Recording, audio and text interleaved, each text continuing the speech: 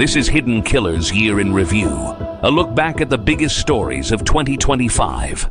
This is the Hidden Killers Podcast with Tony Bruschi and continuing coverage of the case against Bryan Kohberger. So, the news dropped like a pipe, a lead pipe. Bryan Kohberger pled guilty, no trial, no testimony, no death penalty. Just 4 counts of first-degree murder, quietly accepted in an Idaho courtroom after nearly 3 years of legal warfare, speculation, and public obsession. And while some may see that headline and think, finally, closure, what lies underneath that deal is a whole lot more complicated, legally, emotionally, and ethically. There are families right now who are gutted, furious. 2 of them say this deal stole justice right out from under their feet. Others are trying to breathe through the pain, make sense of it, and move on. But let's not pretend this was clean or that the state handled it with the kind of clarity or compassion the public expected. We got no real answers, no motive, no trial, just a PDF on a Sunday night and an unceremonious courtroom confession. So, what happened behind the scenes? Why now? Why wait 2.5 years, burn through taxpayer money, leave grieving families in limbo, only to settle when you could have done all of that from the start? And was this really a strategic win for the defense, or a sign that everyone involved, from prosecution to Kohberger himself, realized the trial was a bigger risk than they could manage?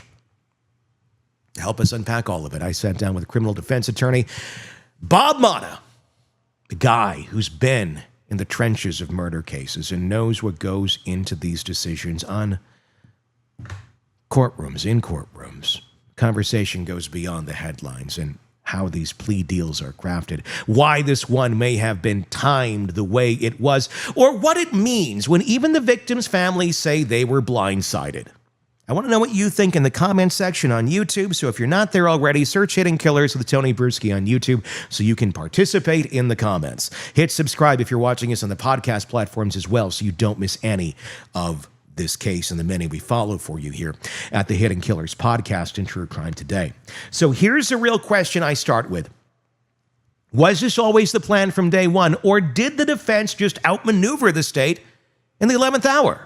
I love this question. And ironically, when we found out, because it was Friday, right? Yeah, I think so. That he was pleading. My father had just had a stroke. Yeah.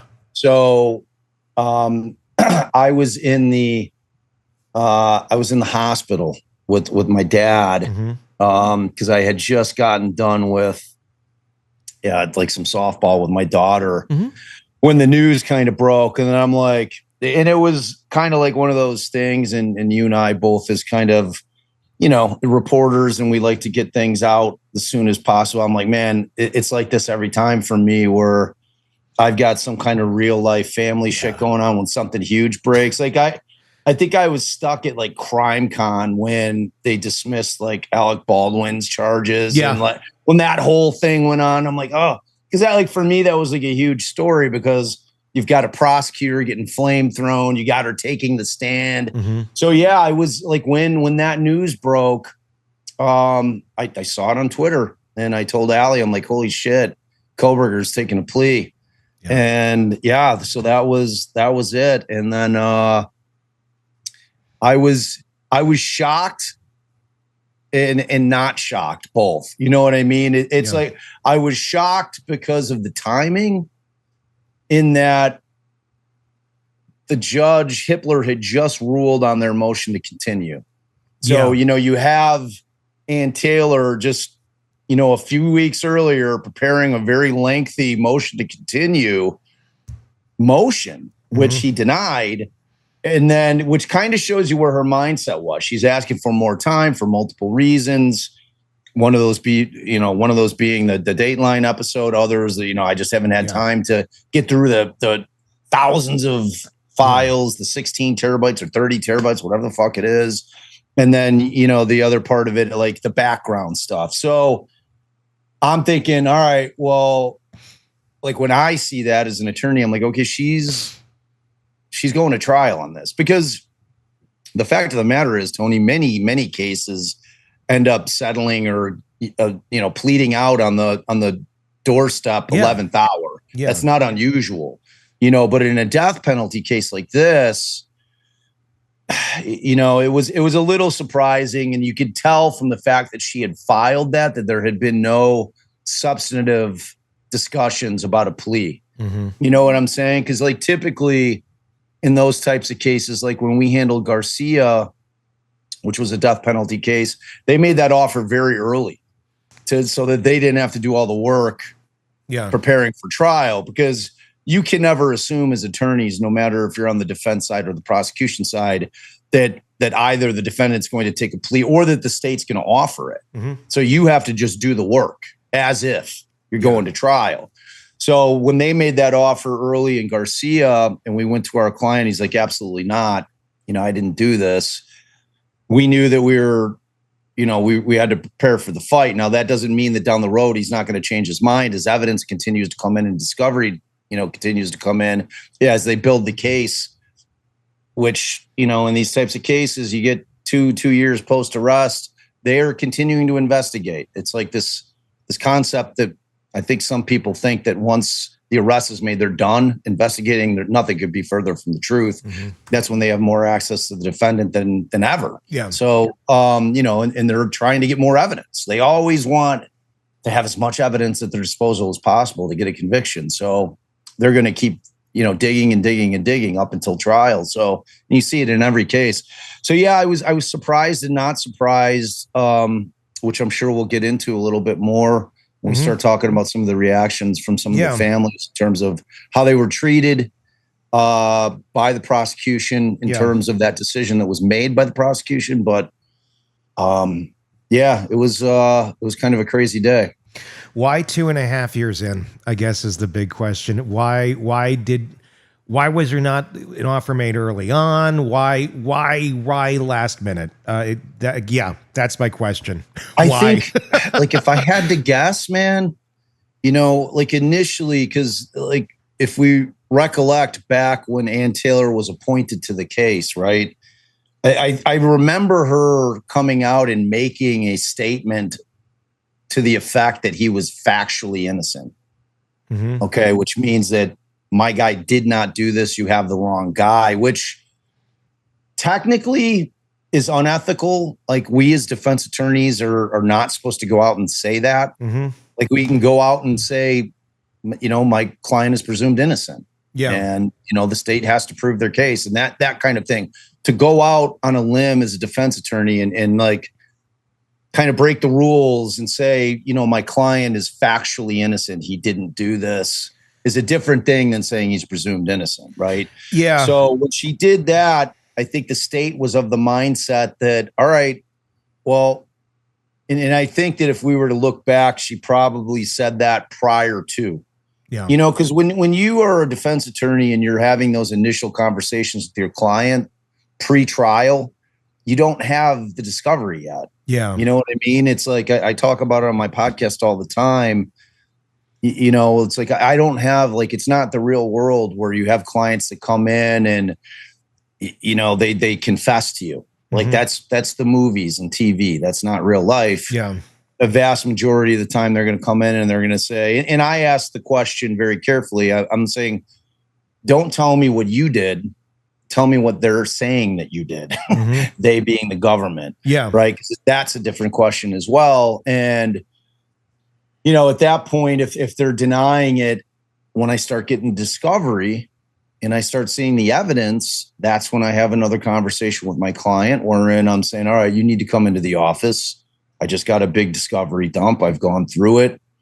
I've got some problems. I've got some questions I need to ask you. And that's where I'm saying, at this point, you lying to me is pointless. Mm-hmm. For me to be able to help you, you have to be truthful with me because, if things are rebuttable, don't have me spinning my wheels on things that I'm not going to be able to disprove, in terms of evidence. Then what do they, let me ask you right there in that moment of that question, because I don't want to lose it. What if they say I did it at that moment in time? Like, yeah, I did do it. If they said that they did it, typically I'm saying, all right, well, then, and it depends on what type of case we're talking about. If we're talking about a murder, that's one thing. If we're talking about Because I mean, in what I'm talking about in terms of that is sentencing, right? Yeah. I mean, if it's a first or second degree murder, the sentence range is heavy either way. So in terms of what I'm going to be able to accomplish in terms of a plea agreement is very limited. Yeah. Whereas if you're talking about your more run of the mill, not super high felonies, but low felony cases, which would a bulk of criminal defense attorneys' practices are. You're not getting murder case after murder case running in because most of those people can't afford private counsel anyway. Yeah. So, they're far and few between. So usually our practice is filled with your like I said, your run of the mill felonies. And if I am of the mindset that they overcharge the case, which they do all the time, or in the event that I think that they're asking for too much time if they've made a plea offer, which they usually do in those cases. Like those cases, you're usually in the lower felonies, you're always going to get some kind of offer from the state. They'll give it to you early. They want to try to get it off their docket. They want to get the case closed. They're like, this is what our evidence is. This is what our offer is. You've got 2 weeks or the offer's, null and void. Yeah. So they try to put the pressure on us early on. And if we get the discovery, we're like, well, there's some issues here. And, this is a case where it's fightable. But if I have a client in a case where they're like, I did it, I'm shifting my focus. My focus is then, all right, well, you've now made a confession to me. You've admitted your guilt. I could never put you on the stand to lie. I'm not going to suborn perjury. It's completely unethical. It's illegal. And I'm not going to do it. So my job then becomes trying to negotiate a plea that fits the crime, because that's where a lot of the back and forth between the defense and the prosecution is. Are they making an offer that's fair? And again, when you're talking about an intentional homicide, there's not much wiggle room. You know what I'm saying? So it's that's a pretty short negotiation. There you have it. A rare window into how these decisions actually get made. Not just the "we reached a deal" soundbite, but the brutal calculus behind it. A case that was marketed to the public as airtight, confident, and ready for trial. Now resolved quietly with no jury, no cross-examination, and no closure. And what Bob walked us through paints a much murkier picture than most people are ready for. What sticks with me is the idea that this plea deal didn't have to happen this way. It could have been offered 2 years ago. It could have spared the families a long road of emotional hell. But it wasn't. Because of pride, politics, fear of rogue juror, or maybe just a failure to read the room. Whatever the reason, the system chose secrecy over transparency again. And let's talk about the courtroom dynamic for a second. Kohberger standing there like a kid waiting for his trophy. No remorse, no humanity, just a cold, robotic presence soaking up the spotlight for a final moment of control. You could feel it. And yet, there he is, in the spotlight again, getting exactly what he wanted. We did not get a trial, but Kohberger still wins in his own twisted way. Infamy, study, notoriety. His name lives on while the victim's stories keep getting reduced to courtroom footnotes. We also have to ask, what now? With sentencing approaching, the only real emotional catharsis left lies with the families. Their victim impact statements, their moment. And we don't know what Kohberger will do. Will he speak? Will he stay silent? And does any of it even matter anymore? But here's what does matter. Accountability for the state, for how this was communicated, for the decisions made behind closed doors, and for a justice system that still struggles to balance law with empathy and truth with timing. If this episode got you unsettled, good. That means you're paying attention. Because sometimes justice doesn't show up with a gavel. It shows up when we demand better. In the comments, tell me what you think on YouTube. If you're not there already, search Hidden Killers with Tony Bruschi, and you'll find us. And you can comment and hear your voice. We want to hear your voice, so please do check that out on YouTube. If you're listening on the podcast platforms, Apple Podcasts, wherever it may be, thank you and hit subscribe. We greatly appreciate that support. Until next time, I'm Tony Bruschi. We will talk again real soon. Craving non-stop true crime updates? Press subscribe now and get the latest cases, analysis, and expert commentary delivered straight to your feed. Only from the Hidden Killers Podcast and True Crime Today. This is the Hidden Killers Podcast with Tony Bruschi and continuing coverage of the case against Bryan Kohberger. It is chilling to realize that for someone like Bryan Kohberger, getting caught might not have been the worst case scenario. Wrap your mind around that for a second. Actually, it might have been the silver medal, the sick consolidation prize he was entirely willing to accept. All along, we wondered, was his goal to kill and disappear into anonymity, silently laughing as he lectured rooms full of eager criminology students who would never guess he was the monster they were studying? Or was getting caught, becoming infamous, and forever cementing himself in the twisted pantheon of true crime celebrity killers his real ambition? From day one, to unpack that psychological labyrinth, I'm joined again by retired FBI Special Agent Robin Drake, former chief of the Counterintelligence Behavioral Analysis Program. Robin's an expert at decoding even the darkest and most cryptic human behaviors, and if there's anyone who can help us get inside the eerie quiet of Kohberger's mind, it is him. Today, we're taking a hard look at what justice really means in a case like Kohberger's. From the very first moments of his guilty plea hearing, it was clear we weren't dealing with typical courtroom theatrics. Instead, we witnessed something more disturbing. A man who seemed energized, eager even, to finally step fully into the spotlight he'd so violently stolen for himself. It's unsettling to realize that every punishment our system has to offer, imprisonment, isolation, notoriety, is exactly what Kohberger might desire.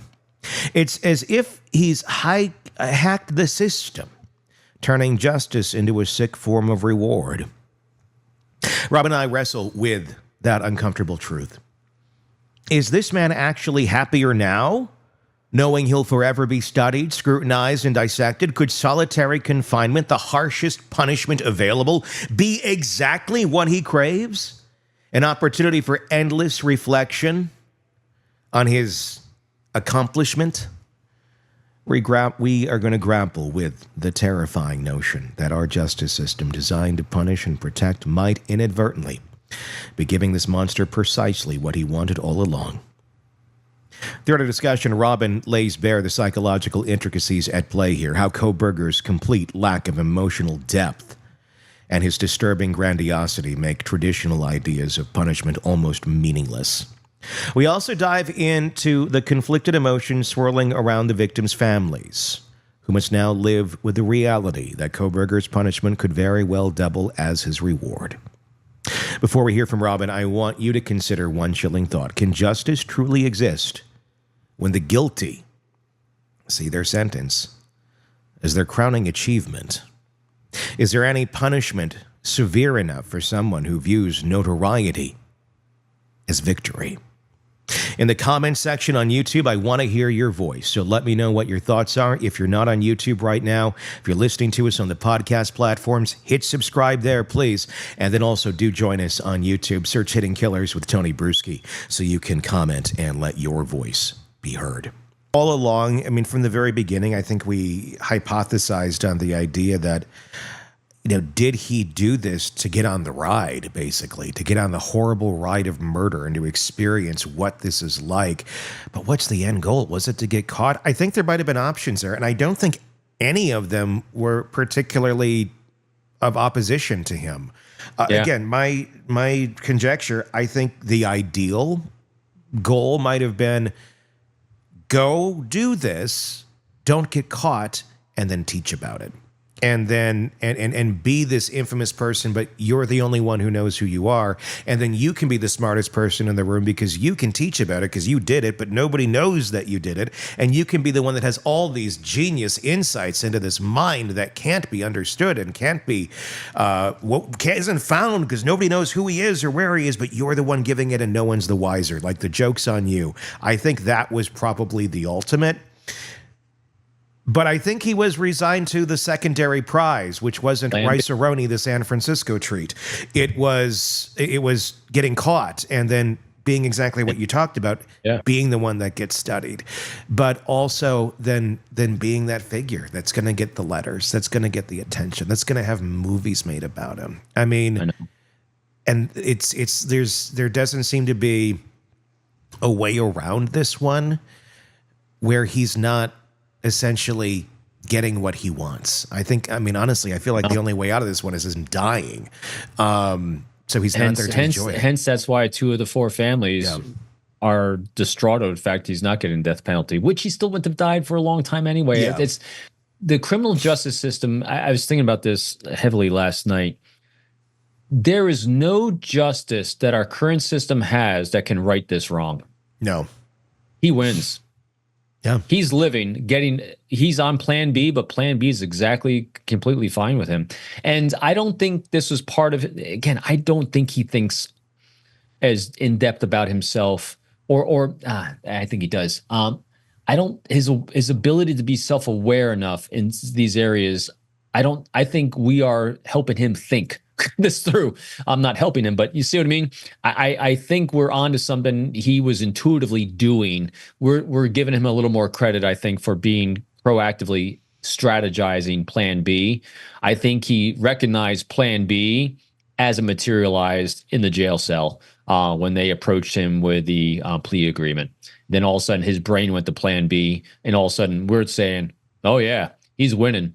Ann Taylor won because she saved his life, and he's winning because he's getting the life that he wants. He wants to be studied. In other words, he's not teaching about himself, but he's still going to be the subject of investigation.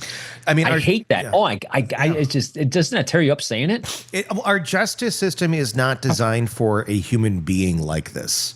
No, it is designed to punish. It is designed to give the worst of the worst to the worst people out there. But it's twisted when the worst of the worst want what it offers.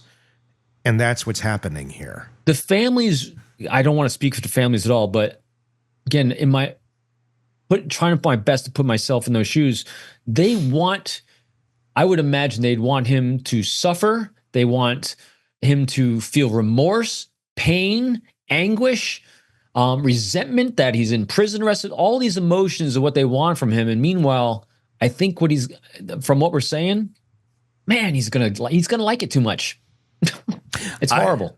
I agree. I feel like it's not. I mean, like, I was very pro-death on this one because I just feel like, unless I tell you, I heard he's going to be maximum security. You know, I think the only justice can be done isolation supermax.